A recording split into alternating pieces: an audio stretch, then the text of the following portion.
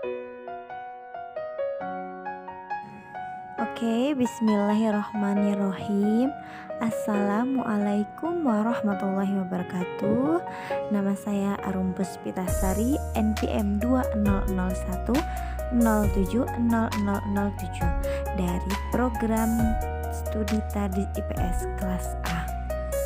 Oke guys, di video kali ini saya akan menjelaskan materi pokok mengenai jurusan Tadis IPS.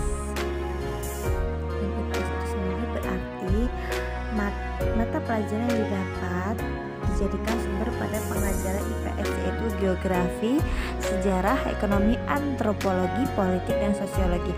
Sejarah dengan proses sejarah yang mengungkapkan peristiwa-peristiwa kehidupan berdasarkan kurun waktunya merupakan sumber dan materi IPS yang sangat berharga.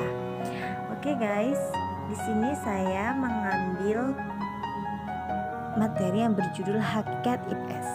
Hakikat IPS itu adalah satu, perwujudan dari satu pendekatan interdisipliner dari pelajaran ilmu-ilmu sosial.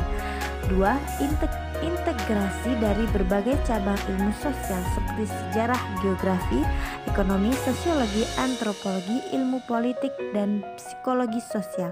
3. Menampilkan permasalahan sehari-hari masyarakat sekeliling. 4. IPS bukan ilmu sosial walaupun bidang perhatiannya sama, yaitu hubungan timbal balik antara manusia, human relationship. IPS hanya terdapat pada program pengajaran di sekolah. IPS merupakan penyederhanaan ilmu sosial untuk pengajaran. Sejarah lahirnya IPS di Indonesia. IPS merupakan terjemahan dari studi sosial, social studies, yang mulai diterapkan dalam dunia pendidikan dasar dan menengah di Amerika Serikat sejak tahun 1915.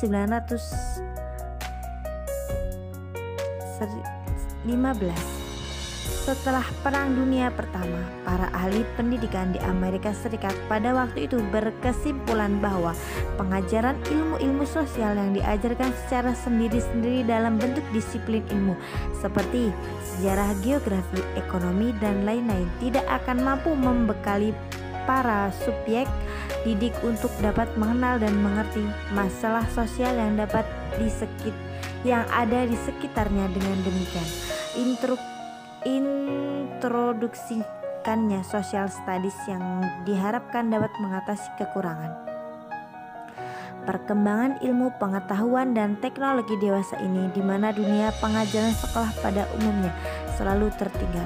Maka IPS diperlukan sebagai wadah pengetahuan yang mengharmoniskan laju perkembangan ilmu dan kehidupan dalam dunia pengajaran sekolah.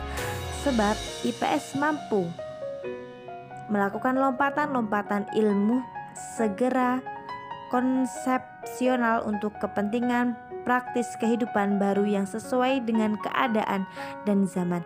Maka melihat jenis dan susunan konsep atau topik dalam IPS sungguh sangat banyak, bervariasi dari berbagai ilmu sosial serta dari tuntutan-tuntutan persoalan kehidupan praktis. Pengertian istilah social studies dari IPS. Oleh karena itu, untuk memudahkan pemahaman terhadap IPS, perlu dikemukakan terlebih dahulu pengertian social studies atau IPS dari beberapa ilmuwan negara-negara maju seperti berikut. Di sini saya menyebutkan dua pengertian social studies dari dua ilmuwan. Contohnya itu Arthur G. Binning and David H. Binning 1982 mengemukakan bahwa studi sosial adalah mata pelajaran yang berhubungan langsung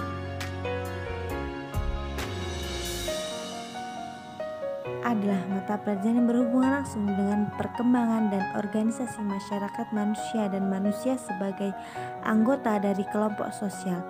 Edgar B. Wesley 1980 mengemukakan bahwa studi sosial adalah ilmu-ilmu sosial yang disederhanakan untuk tujuan pengajaran di sekolah. IPS mengembang dua fungsi utama, yaitu membina pengetahuan, kecerdasan, dan keterampilan yang bermanfaat bagi pengembangan dan kelanjutan pendidikan siswa dan membina sikap yang selaras dengan nilai-nilai Pancasila dan Undang-Undang 45. Oke, sekian video dari saya, kurang dan lebihnya saya mohon maaf. Saya akhiri, wallahu muwaffiq ila aqwamit thoriq. Wassalamualaikum warahmatullahi wabarakatuh.